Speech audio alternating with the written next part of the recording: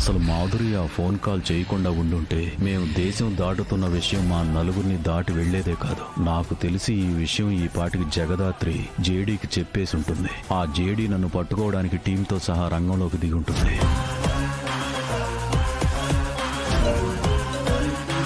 జై హింద్ మ్యామ్. జై హింద్ రమ్య. కమిషనర్ గారి కార్ ఎక్కడైనా కనిపించిందా?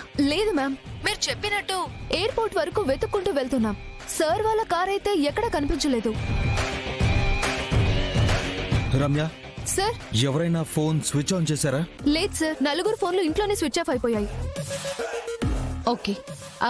కిరణ్, మేడం, నువ్వు వెంటనే సిటీ నుంచి ఎయిర్పోర్ట్ కి వెళ్లి ప్రతి టోల్ లో కమిషనర్ గారి ఫ్యామిలీ ఫోటోని సర్క్యులేట్ చేయి.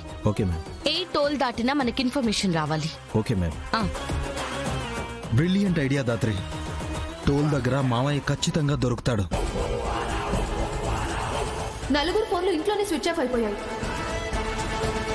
మధు ఇంటికి ఫోన్ చేయగానే ఫోన్ స్విచ్ ఆఫ్ చేసేసారంటే మనం వస్తున్నామని ఆయన ముందే ప్రిపేర్ గా ఉన్నారు కేదార్. ఛా!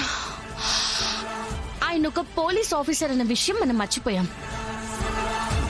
ఆయన ప్లేస్ లో మనం ఉంటే తోలున్న రోడ్లో మనం వెళ్తామా? వంశీ, ఇక్కడ లెఫ్ట్ తీసుకుని సర్వీస్ రోడ్లో పోనివ్వు. సర్వీస్ రోడ్లో వెళ్తే లేట్ అవుతుంది డాడీ. స్ట్రైట్ గా వెళ్తే త్వరగా వెళ్ళిపోవచ్చు. చెప్తున్నాను కదా, లెఫ్ట్ తీసుకో, త్వరగా పోనివ్వు. సరే డాడీ. అంటే మామయ్య వాళ్ళు ఇప్పుడు సర్వీస్ రోడ్లో వెళ్తున్నా.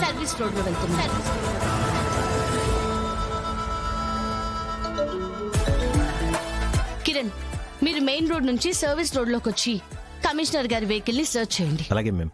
రమ్య, హా మ్యామ్. మన వాళ్ళంతా ఎయిర్పోర్ట్ కి వెళ్లారుగా? హా మ్యామ్, వెళ్లారు.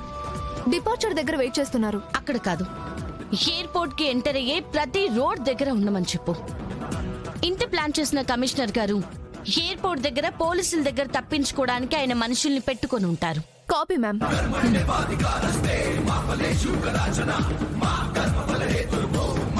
పదకేడి. నేను ఇలా సర్వీస్ రోడ్లో వెళ్తానని జేడీ ఖచ్చితంగా కనిపెట్టలేదు. మెయిన్ రోడ్డు మీద నా కోసం వెతుకుతున్న జేడీకి నా ప్లాన్ అర్థమయ్యేసరికి నేను దుబాయ్ ఫ్లైట్లో ఉంటాను.